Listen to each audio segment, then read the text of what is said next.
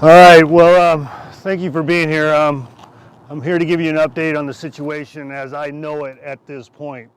I think it's very important for you to understand that this investigation is going to be long and contracted before we get to the bottom of everything associated with it.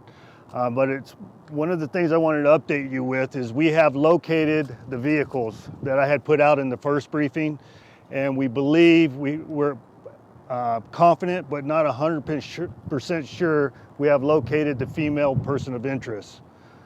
So I want the people to feel confident and calm in that aspect that we've accomplished a lot in a short period of time.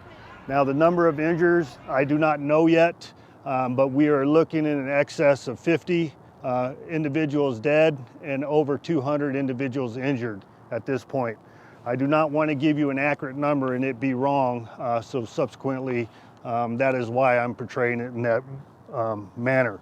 Now the suspect, I am going to provide you his identity at this point.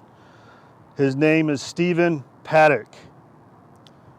Last name spelled P-A-D-D-O-C-K, with the date of birth of 4/9 of 1953. As far as his history and background, we haven't completed that part of the investigation yet, but we located numerous firearms within the room that he occupied, and that's, like I stated earlier, it's going to be a long and tedious investigation. Now we're bringing in all the resources of the FBI to assist us in this investigation, in particular to their victim witness advocates and their CSI folks to help us process the scene and ensure that we're getting all the evidence that we can possibly obtain. Now, furthermore, I want to provide you the phone number that I said I would provide in the first briefing. That number for family and friends to get an update on loved ones is 1-866-535-5654. One more time, 1-866-535-5654. Obviously, this is a tragic incident and one that we've never experienced in this valley. So what we're going to try to do is the best we can to get our first responders back on their feet and responding and conducting a proper investigation and ensure that we have the safety of this community at heart. My condolences go out to the loved ones that lost their lives and their families, and we will do the best we can to make it as easy as possible for you to get information as we know it. I think it's important for you to see the FBI, County Fire, and Commissioner Sisolak behind me. It shows that we have full support of all the government entities to solve this situation as soon as possible. Do you have any sense of motive? No, not yet. How many law enforcement officers lost their lives? I don't know yet. Because there's some officers from other jurisdictions that was attending the concert, so I don't have an accurate number of that yet. Have you gotten an update on your officers that have been injured? One was critical, but he's stable, and one of my officers was off duty attending the concert and lost his life. Can you give any more details about the firearms that were found in the room? No, I don't have any more details on the firearms.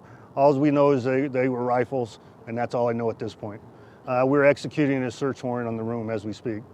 Sheriff, how are you doing? These are your guys that were out there on the road. How are we handling We're holding up, and we're going to do the best we can. And I don't want to say that's what we're paid to do. It's because nobody's paid to do what we're experiencing right now. But in my preview of the police department, they're doing a fantastic job, and we're going to have to look out for their well-being moving forward. You said there were numerous other firearms found in Stephen Paddock's room. Was that in his home or was that in the room? In the room of the hotel.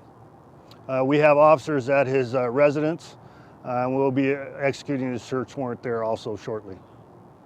How does the city recover from this? I mean, moving forward, how do we That's a hard question to answer at this point. It's too early in the process, and please give us time so we can do a good job. Thank you, and I would provide you an update on a regular basis at approximately a 2-hour window at a time. As you can imagine, we don't get a lot of information all at once, so please bear with us when I provide you information. Excuse me. Several people on social media are asking where they can donate blood and if they can. Do you have any idea? The phone number that I provided, we will get that information out, but right now I'm not comfortable providing that information because we're overwhelmed in the medical services at all the hospitals right now. But the United Blood Services has responded, and then once they get all their personnel on the ground and more people in place, we'll be able to provide that info. So this number is for people looking for their loved ones? Looking for their loved ones. Are families still being directed to come here? Yes, ma'am. There's 2 locations where they have been responding. One is at